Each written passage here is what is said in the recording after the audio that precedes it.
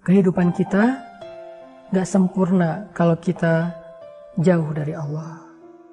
Kehidupan kita akan menemukan kebosanan, kejenuhan, kesia-siaan, kerugian, sampai akhirnya kita bingung buat apa saya hidup, gak ada artinya kehidupan saya. Ketika kita jauh dari Allah Subhanahu wa Ta'ala, walaupun kita punya dunia dan seisinya, begitulah hidup.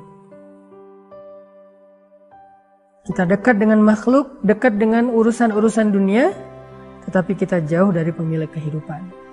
Itulah kenapa kita kehilangan arah, kita ngerasa hidup gak ada arti, sampai bahkan memilih lebih baik mati aja. Innal insana lafi khusr. Manusia berada dalam kerugian. Sehingga satu-satunya cara untuk memperbaiki kehidupan kita yang mulai kehilangan arah itu, kembalilah kepada Allah. Datang ke rumah Allah, sujud di hadapan Allah, renungkan kebesaran-kebesaran Allah, zikir, sebut nama-nama Allah, minta maaf sama Allah untuk memperbaiki hubungan dengan Allah. Baru nanti Allah secara bertahap akan mengembalikan kualitas hidup kita, akan memperbaiki urusan-urusan hidup kita yang selama ini berantakan karena kita jauh dari Allah. Jadi kalau kita ngerasa kurang terus, ngeluh aja, ngeluh tentang keluarga, ngeluh tentang kerjaan, ngeluh tentang keadaan, ngeluh tentang penghasilan, rezeki, fasilitas hidup, ngeluh terus, pasti ada masalah antara kita dengan Allah. Pasti. Innal insana lafi khusr. Semua yang kita lihat, yang kita rasakan, yang kita alamin dalam kehidupan itu hanyalah hal-hal yang sifatnya keluh kesah. Khusrin, rugi. Seolah-olah kita nggak pernah dapat kebaikan dalam hidup. Kenapa? Karena kita jauh dari Allah. Sehingga jalan satu-satunya memperbaiki itu adalah perbaiki dulu hubungan dengan Allah. Kembali kepada Allah, beriman kepada Allah, mulai percaya, bangun keyakinan kepada Allah, perbaiki perasaan kita tentang Allah, pikiran kita tentang Allah. Nanti Allah yang akan memperbaiki pikiran dan perasaan kita tentang hidup. Gimana cara supaya kita bisa terus memperbaiki hubungan kita dengan Allah? Kata Allah, wa amilus sholihat. Paksakan diri kita untuk berbuat amal solih. Paksakan diri kita untuk baca Al-Quran. Paksakan diri kita untuk berzikir. Paksakan diri kita untuk berdoa. Paksakan diri kita untuk sholat. Paksakan diri kita untuk sedekah, bantu orang lain. Paksakan diri kita. Bukankah orang dulu memaksakan diri berbuat dosa? Dengan bersusah payah untuk melakukan dosa. Memangnya membuat dosa itu gak susah payah? Emangnya berbuat dosa itu gak capek? Sama capeknya.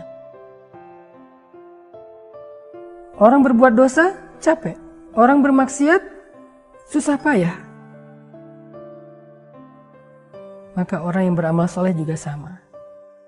Tetapi maksiat, capeknya membuat kita lebih capek. Lelahnya membuat kita semakin letih.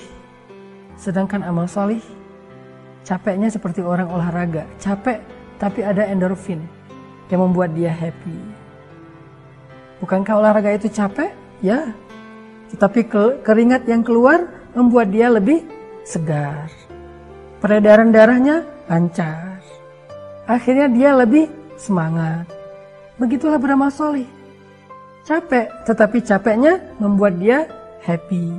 Membuat hatinya lebih semangat. Membuat kehidupannya lebih berkualitas. Ada endorfin spiritual dalam amal soleh. Sama capeknya. Sehingga kalau kita pengen kehidupan kita berkualitas, paksakan diri kita untuk beramal soleh, walaupun capek. Yang ketiga, watawasau bil haq, watawasau bis sabr.